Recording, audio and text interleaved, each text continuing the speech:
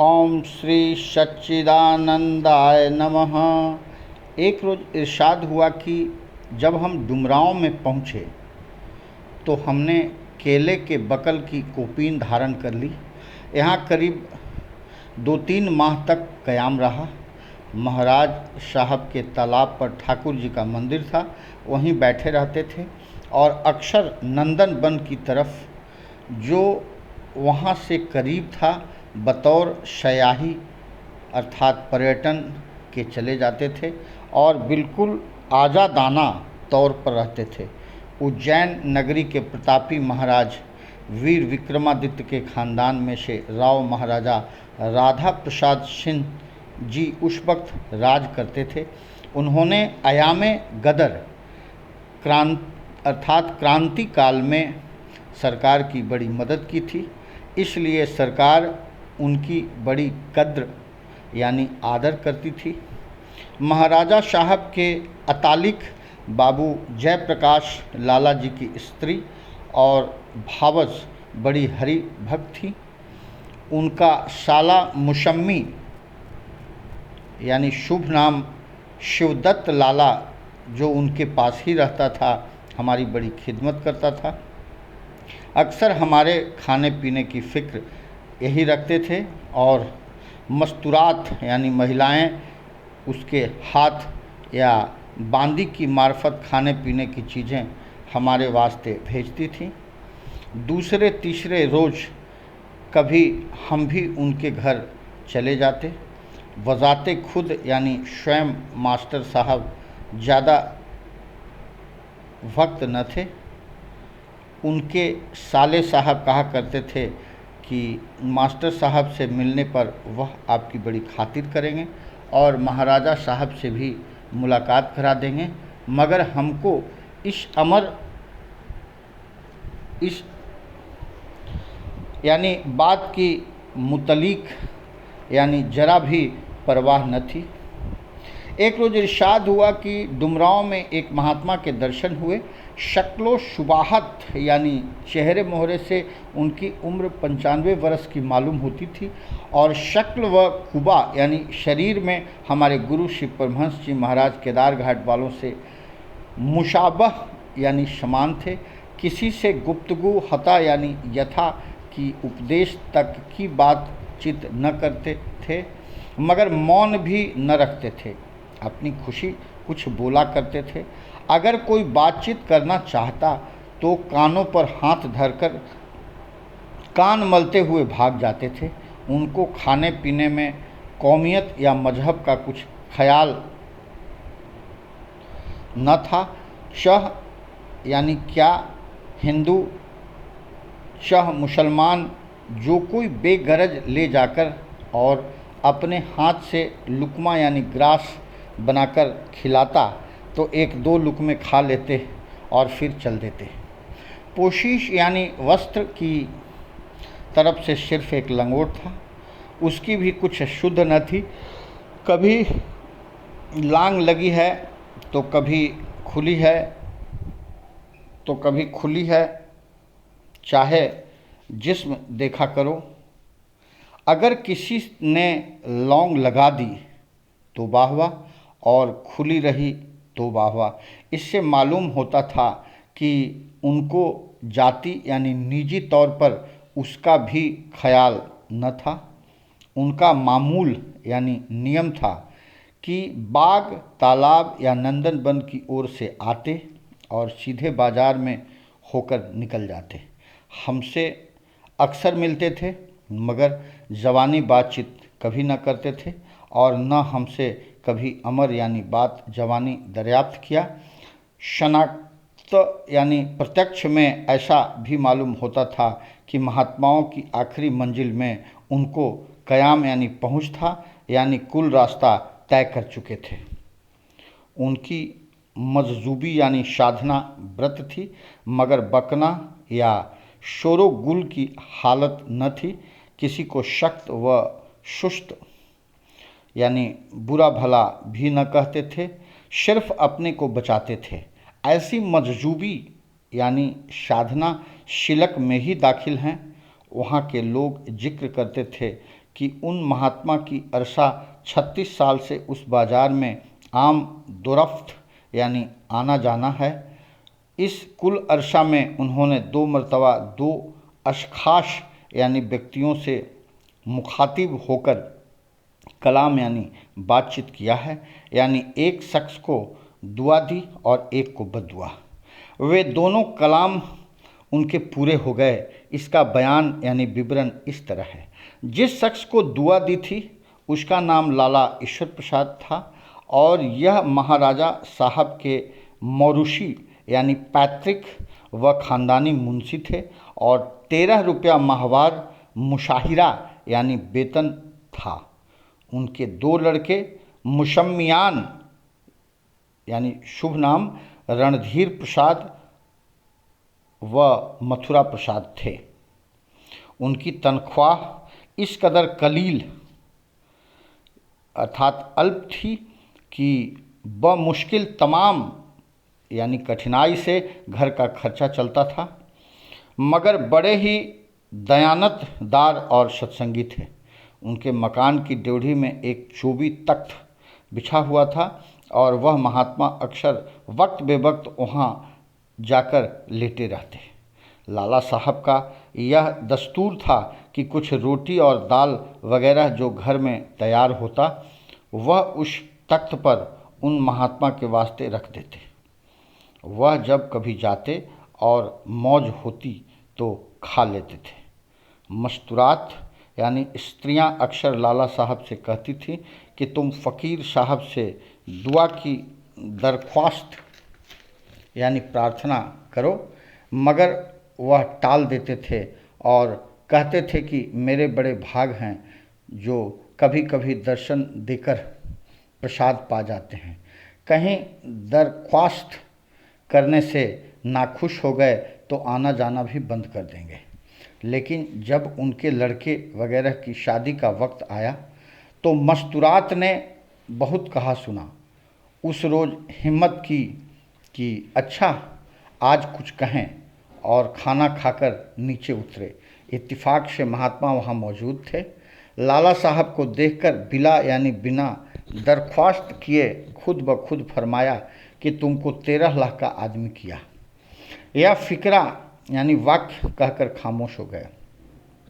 लाला साहब ने भी ज़्यादा कुछ न दरियाफ्त किया, मगर बड़े तज्जुब में थे कि कहाँ मैं और कहाँ 13 लाख, लेकिन उनकी बात पर पूरा यकीन था।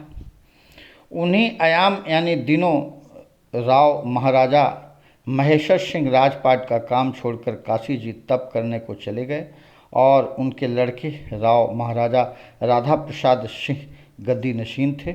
उन्होंने दीवाने वक्त यानी तत्कालीन दीवान से कहा कि फ़लाँ फ़लाँ ताल्लुकदार ने अरसा से सरकारी लगान नहीं दाखिल किया और न आपने उनके हिसाब किताब की पड़ताल कराई। अब इसका फ़ौरन इंतज़ाम प्रबंध होना चाहिए। दीवान साहब ने अर्ज़ किया कि उन ताल्लुकदारों से हमारा ख़ानदानी पुराना ताल्लुक़ है, इसलिए मैं खुद तो उनके हिसाब का मुआयना कर नहीं सकता, क्योंकि उनका हिसाब ज़रूर ख़राब है। मुफ्त रंजिश पैदा होगी।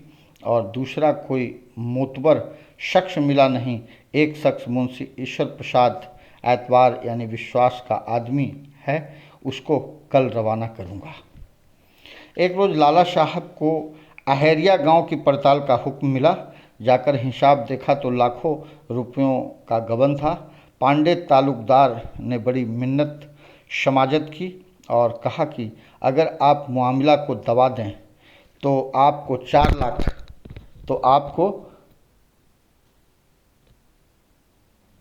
4 लाख रुपया दूंगा।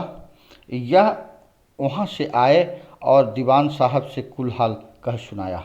दीवान साहब ने कहा कि महाराजा साहब से तुम खुद जाकर कुल माजरा बयान करो। गरज उन्होंने दीवान साहब को बुलाकर कहा कि देखो, यह शख्स कैसा ईमानदार है कि इसने 4 लाख की रकम को भी मंजूर न किया। अब मेरा यह ख्याल है कि उन लोगों से सरकारी रुपये के वसूल याबी की तो कोई उम्मीद है नहीं। अगर इस गरीब का भला हो जाए तो क्या हर्ज है। इसलिए उनको बुलाकर कह दिया कि तुम जाकर वह 4 लाख रुपया ले लो। गरज लाला साहब ने वह 4 लाख रुपया ले लिया। उसके बाद चैनपुर और भवा गांव की पड़ताल का हुक्म मिला और महाराजा साहब ने यह भी कह दिया कि ये लोग हमारे भाई बंधु हैं, इन पर हम कुछ शक्ति नहीं कर सकते। सरकारी रुपया की वसूलियाबी की तो उम्मीद नहीं, जो कुछ तुमको दें उसको गरज ले लेना। गरज उन दोनों गांवों के ताल्लुकदारों ने भी करीबन 8 लाख रुपए दिए और 1 लाख के करीब राज से इनाम मिला और वह 13 लाख की रकम पूरी हो गई। बाद में महाराजा साहब को उनसे ऐसी मोहब्बत हो गई और खानगी यानी पारिवारिक तौर पर यहाँ तक कह दिया कि अगर राज के खंभे तक बिक जावे उस वक्त तक भी परमात्मा ने चाहा तो हमारी तुम्हारी मोहब्बत में फ़र्क न आवेगा। उनके वसीले से लाला साहब को और बहुत कुछ प्राप्ति हुई और बद्दुआ यानी अभिशाप का हाल इस तरह है कि जब लाला ईश्वर प्रसाद को यह दुआ मिली तो और लोगों को भी खब्त यानी बुद्धि विकार हुआ और महात्मा का पीछा पकड़ा।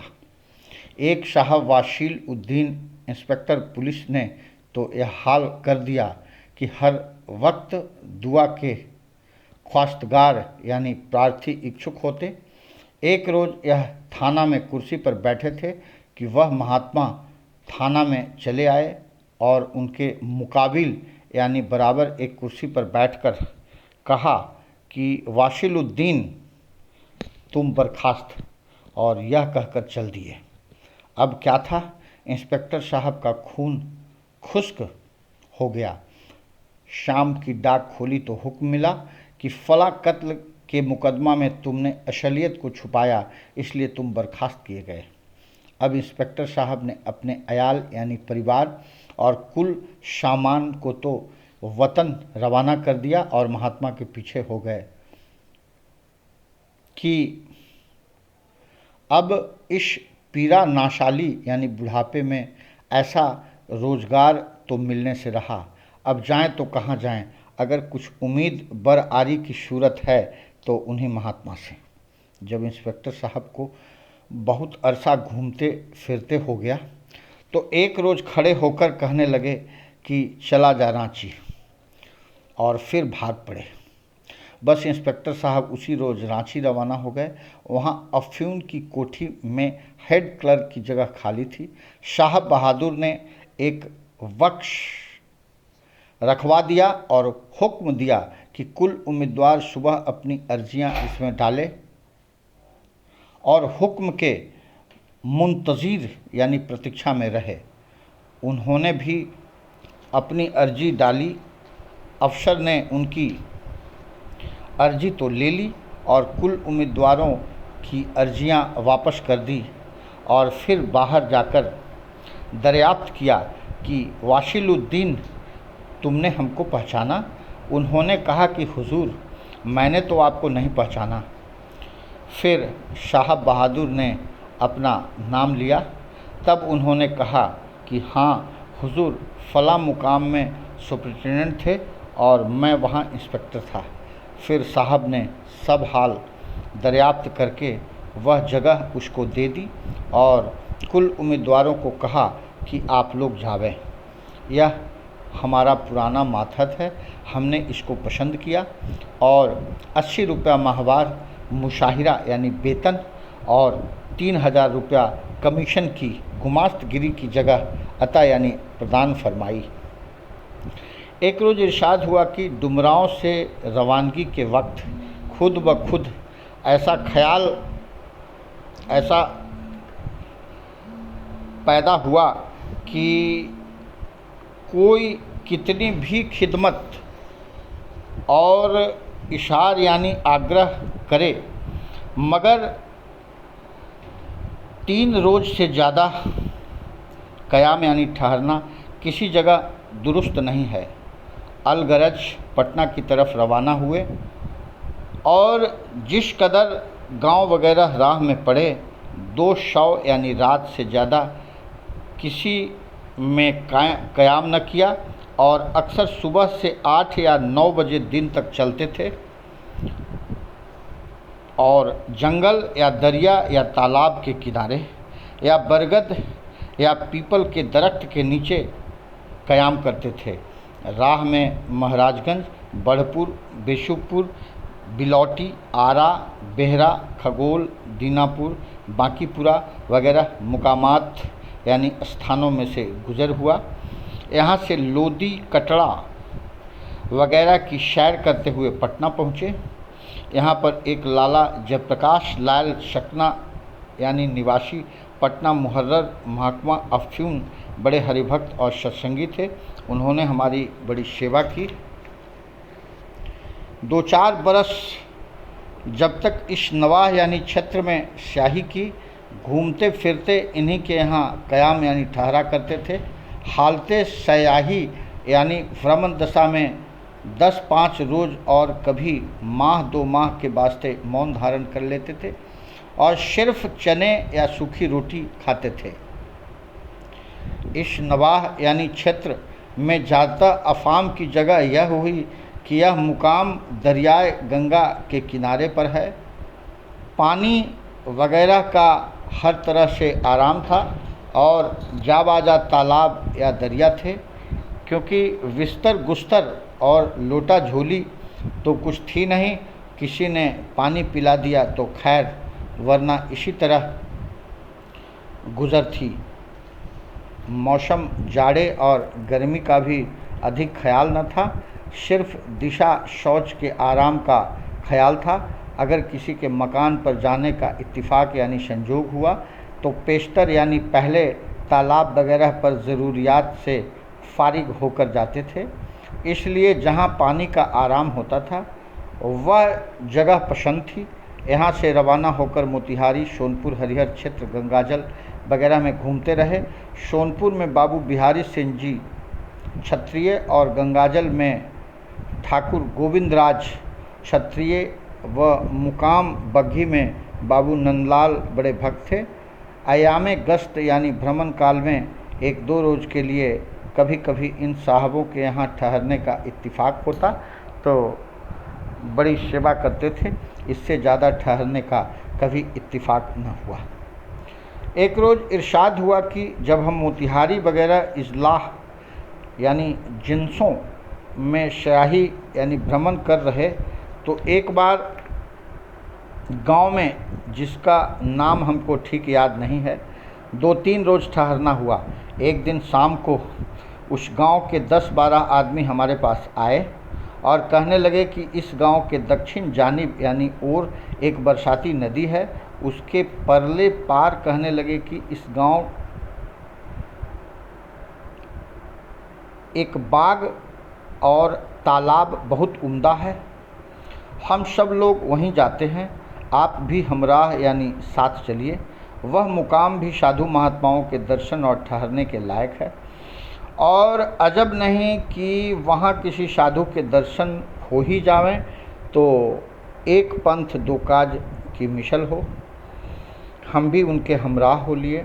कुल आदमी करीबन हम उम्र यानी समान आयु के थे और न तो बहुत सत्संगी थे और न बिल्कुल वाही यानी नास्तिक। मामूली लियाकत के आदमी थे, इसलिए वे सब खेलते कूदते वहाँ पहुँचे। ठंडाई वगैरह तैयार हुई। चूँकि चांदनी रात थी इसलिए सैर सपाटा करते देर हो गई। वह स्थान वाकई बड़ी फिज़ा का था और गांव से 2 मील के फासले पर था। वहाँ से 8-9 बजे वापस हुए। रास्ते में जो नदी पड़ती थी उसमें बहता हुआ पानी तो न था, मगर जा बजा यानी जगह जगह गड्ढों में पानी भरा हुआ था और गांव के मुर्दे वहीं जला करते थे। वे सब लोग चांदनी रात की वजह से और कुछ भांग के नशे में खूब हंसते खेलते और गाते हुए चले आ रहे थे। जब नदी के करीब पहुँचे तो यकायक एक बहुत ही लंबा और काला आदमी करीब 50 गज के फासले पर दिखाई पड़ा। वह कभी तो इस कदर लंबा मालूम होता था कि उसके कद की इम्तिहा यानी अंत ही नज़र न आती थी और कभी उसके कद का अंदाज़ा मालूम हो जाता था। बदन उसका पतला था और तमाम जिस्म के अंदाजे से सिर बहुत ही बड़ा और बेडौल था। नदी के किनारे इधर से उधर बड़े ज़ोर से दौड़ता था, मगर कुछ बोलता न था। और उसी जगह पर एक कद आदम यानी आदमी कद के बराबर सूरत, जिसकी पोशाक बहुत ही सफ़ेद थी और लंबी दाढ़ी थी, एक हाथ में लकड़ी लिए नदी के किनारे आहिस्ता आहिस्ता चल रहा था और यह कहता जाता था, मुझे जाना है बड़ी दूर, बस्ती कहार चाहिए ज़रूर। उस वक्त चांदनी इस कदर साफ थी कि उनकी सूरत और शक्ल हमको अच्छी तरह दिखलाई देती थी। इन दोनों सूरतों को देखकर उन सब का नशा हिरन हो गया। हंसना गाना सब भूल गए, बिल्कुल सिट्टी गुम हो गई, होशो हवास बिगड़ गए। ऐसे खौफजदा यानी भयभीत हो गए कि मुंह से बात तक नहीं निकलती थी। सिर्फ इतना कहा कि भूत है, इनकी बाबत गांव के लोगों से भी हमने सुना है, अब आप हमको बचाइए। और सब हमारे गले से चिपट गए। हमने कहा कि डरो मत और मुझको छोड़ दो, अगर तुम इस तरह से पकड़ोगे तो हम और तुम सब यहीं रह जाएंगे। मैं आगे आगे चलता हूँ और तुम सब मेरे पीछे पीछे चले आओ। और उनकी तसल्ली के लिए कह दिया कि मैं कुछ मंत्र पढ़ता हूँ, डरना मत, तुम सब लोग राम राम कहो। यह कहकर हम आगे हो लिए और वे सब हमारे पीछे हो लिए। हम लोगों का रास्ता तो वही था जहाँ वे दोनों सूरतें फिर रही थी, मगर मैंने ज़रा कतरा कर और उनके रास्ते से हटकर चलना शुरू किया। जब हम लोगों ने नदी उतर ली तो वे सब हमारे आगे हो लिए और हम उनके पीछे रहे। करीबन आधे मील तक वह आवाज़ सुनाई दी और वह सूरत दिखाई दी। जब हम गांव में पहुँचे तो सब लोगों से उसका तज़किरा यानी चर्चा हुआ। उन्होंने बयान किया कि अरसाए दराज यानी लंबे समय से यह मामला नज़र आता है और बुज़ुर्गों यानी पूर्वजों से ऐसा सुनने में आता है कि कोई अमीर या सौदागर अपने नौकरों चाकरों के साथ सफ़र में जा रहा था और उस मुकाम पर उसको कज्जाकों यानी लुटेरों ने लूटा, उसका कुछ सामान ले गए और उसको भी कत्ल किया। उसी की रूह यानी आत्मा अपने दूर दराज सफ़र और कहारों की ज़रूरत को बयान करती है और यह शियाह फाम यानी काली सूरत या तो उस अमीर के किसी खादिम यानी नौकर की रूह है या उन कज्जाकों यानी लुटेरों में से किसी की है जो उसके नौकरों चाकरों के हाथ से मारा गया हो। एक रोज़ इरशाद हुआ कि गंगा के दक्षिण की जानिब यानी ओर के इलाकों में सयाही यानी पर्यटन करने के बाद फिर बलिया, गाजीपुर, सारण, चंपारण वगैरह मुकामात यानी स्थानों में जो दरियाए गंगा के उत्तर जानिब यानी ओर है, गश्त यानी घूमता रहा। यह कुल दयार यानी क्षेत्र दरियाए गंगा और सोनभद्रा और देवहा व गंडक के कुर्बोजबार यानी आसपास में आबाद हैं। यहाँ से रवाना होकर उत्तर की जानिब रियासत बेतिया में चले गए। अयामे सयाही यानी भ्रमण के दिनों में कई अच्छे महात्मा और शागिल यानी ध्यानरत योगाभ्यासी फ़कीरों से इत्तिफ़ाक़े मुलाकात यानी मिलने का संयोग हुआ। उन लोगों ने जो हम पर कृपा की उसके इजहार यानी प्रकट की इजाज़त नहीं दी गई, बल्कि एक महात्मा ने उसके इजहार से ताकीदन यानी साग्रह मना किया था। मगर हमने मुरब्बत में आकर एक शख्स से जाहिर कर दिया। इस बात पर उन बुज़ुर्ग ने बहुत अफसोस किया और कहा कि खैर जो तुमने किया सो किया, आइंदा एहतियात रखना। इस रोज़ के हवीदा यानी प्रकट करने का हमको बहुत अफसोस रहा और हमारी हालत में कुछ फ़र्क आ गया, मगर वह फ़र्क सिर्फ बराए चंदे यानी नाम मात्र था। ताहम यानी फिर भी हम उसकी वजह से ख्यालात साबका यानी पूर्व विचार में बहुत तब्दीली वाक़ यानी घटित हो गई, जिसकी वजह से अब तक लोगों के मकान पर क़याम यानी ठहरने की सूरत हो जाती है और लिहाज व मुरब्बत यानी प्रेमाचार आ जाती है। इसके कब्ल यानी पहले किसी का लिहाज या मुरब्बत पसंद न था और दुनियादारी व संसार के मुतालिक जो कोई बातचीत करता था तो बिल्कुल नापसंद मालूम होती थी। अलबत्ता सत्संग की बातचीत मरगूब खातिर यानी वांछनीय थी। हालते बैराग्य यानी वैराग्य अवस्था में यह भजन बहुत अच्छा मालूम होता था। हमसे कुकर की मतनी को, हमसे कुकर की मतनी को, जा जा तू रसना राम भजन में, जो बो सोफी को, हमसे कुकर की मतनी को। कुकर रहत किसान के द्वारे, जो देवे सो पावे, मेरा मन माँ ऐसो लोभी, दर दर मोह भरमावे, हमसे कुकर की मतनी को।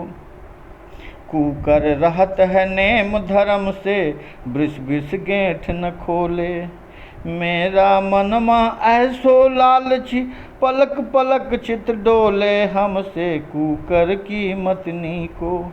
कुकर अपनों काज समारे, हम ऐसो सब काज बिगाड़े, कहे गुरु नानक नाम देव को, कर सदन परे निस्तारे, हमसे कुकर की मतनी को, हमसे कुकर को मतनी को। एक रोज इरशाद हुआ कि बेतिया में महारानी जी के तालाब पर पड़ाव था। महाराजा साहब व महारानी साहिबा दोनों साधु सेवी और हरिभक्त थे। उनकी ड्योढ़ी यानी फाटक के ऊपर एक गोसाई जी रहते थे। बहुत ही खूबसूरत, शकील यानी श्रीमुख, रूपमान, ताकतवर व बलिष्ठ जवान थे। वह हमारी बड़ी फिक्र रखते थे और दूध वगैरह लाया करते थे। इन गोसाई जी महाराज व महारानी जी की सेवा और खबरगिरी से वहाँ पर अक्सर साधु महात्माओं का निवास था। गोसाई जी जैसे दिखनौटी यानी देखने में जवान व सूरत शक्ल में अच्छे थे, वैसे ही सीरत यानी अंतरात्मा व खसलत यानी व्यवहार में भी बेनज़ीर यानी बेजोड़ थे। एक रोज इरशाद हुआ कि संवत 1920 से संवत 1936 विक्रमी तक यानी 15 या 16 बरस मत वातर यानी लगातार शयाही यानी भ्रमण के बाद रियासत बेतिया में थे। उस वक्त एक रोज़ दिल में यह ख्याल पैदा हुआ कि अगर कोई मुकाम शहर के बाहर मिलता जहाँ जंगल व पानी वगैरह का आराम होता तो वह इख्तियार यानी जानबूझकर खुद वहाँ क़याम करते। इन ख्यालात के जवाब में मुर्शिद यानी गुरु जी की तरफ से हुक्म हुआ कि इस अतराफ़ यानी दिशाओं की स्याही छोड़ मुल्क काठियावाड़ व द्वारिका जी वगैरह की स्याही करो। एक रोज़ इरशाद हुआ कि मुर्शिद यानी गुरु जी का यह हुक्म पाते ही हमने रवानगी का कसद यानी निर्णय कर लिया और श्री अयोध्या जी की तरफ रवाना हो गए। अश्नाए राह यानी मार्ग में यात्रा करते हुए मगधर से 2-3 साधु साथ हो लिए और इसी तरह पर मिलते मिलते करीबन 6 मूर्ति हो गए। उन सब ने हमको अपना सिरधरा यानी मंडली का महंत करार देकर सेवा टहल करनी शुरू की। हम उनको हर चंद समझाते और मना करते थे मगर ये खिदमत करने से बाज न आते। हमको खाली ज़मीन पर न सोने देते थे बल्कि घोर घास यानी घास फूस या मृगचर्म जो कुछ मौजूदा होता बतौर गद्दी के बिछा देते थे। गांव से बाहर किसी दरख्त के नीचे खूब आसन लगा दें, घी चावल वगैरह मांग कर लावें, रसोई तैयार करके हमारे हाथ धुलाना वगैरह जो सेवा महंत की होनी चाहिए करते थे। गांव के दिगर लोग भी ऐसा ही करते थे। अश्नाए राह में जो साधु मिलते गए साथ हो लिए, यहाँ तक कि अयोध्या जी पहुँचते पहुँचते करीबन 12 मूर्ति हो गए। पेशतर यानी पहले तो हमारा इरादा द्वारिका जी तक का ही था, मगर अष्टाय राह में जो साधु मिलते गए उनकी वजह से फ़िलहाल मथुरा वृंदावन तक का हुआ। जब तादाद बहुत बढ़ गई तो हमारी तबीयत बहुत घबराई। कुछ तो हम उन लोगों के तकल्लुफ़ से परेशान थे ही, अब हमने अलहदगी यानी अलग होने की एक तरकीब सोची, यानी कभी मील कभी 2 मील चलकर क़याम यानी रुकना करना शुरू किया, क्योंकि हमारा मतलब यहाँ वापस आने से तो था ही नहीं, सिर्फ दिन गुजरान थी, मगर उन लोगों को यात्रा करके अपने स्थानों को वापस आना था, इसलिए उनका हर्ज होने लगा। फिर तो उन लोगों ने एक एक करके अलहदा होना शुरू किया। कोई राह में पीछे रह गया, कोई टिकने की जगह से चला गया। गरज 5-7 रोज में सब साधु किनारा कर गए, सिर्फ एक शख्स हमराह रह गया। हमने बहुत चाहा कि किसी तरह से यह भी रवाना हो जाए, तो फिर तनहा यानी एक अकेले ही रहे, मगर उसने साथ न छोड़ा। अलबत्ता बतौर जिक्र मज़कूर यानी पूर्वोक्त के विषय में अक्सर यह कहा करता था कि वे लोग जो चले गए हैं अब मथुरा जी पहुंच गए होंगे और ब्रज की सैर करते होंगे। देखो हम कब पहुंचते हैं। हमको उनकी हालत पर बहुत ख्याल हुआ कि इसको साथ छोड़ना भी मंजूर नहीं, और उन लोगों के पेशतर यानी पहले पहुंचने का भी अफसोस और ईर्ष्या है। आखिरकार यानी अंततः उसकी हालत पर ऐसा रहम आया और सोचा कि किसी स्टेशन मास्टर से जाकर उनकी सिफारिश करके टिकट दिलवा दें। हमको घर छोड़े अरसा 16 या 17 बरस का हो गया था, मगर इस अरसा में ख्वाब यानी चाहे अपने वास्ते ख्वाब सिफारिश तौर पर कभी किसी शख्स से चूँकि शाइल यानी याचक न हुए थे, इसलिए कुछ पसोपेश दुविधा थी, मगर उसकी हालत ने मजबूर कर दिया और हमने सोचा कि अब संग छोड़ना ही बेहतर है, क्योंकि साथ रहने से आराम आज़ादी नहीं है, बल्कि उसके मोह और संग से आज शबाल यानी याचना करने तक की नौबत आ गई। साधु को संग बिल्कुल त्याज्य है।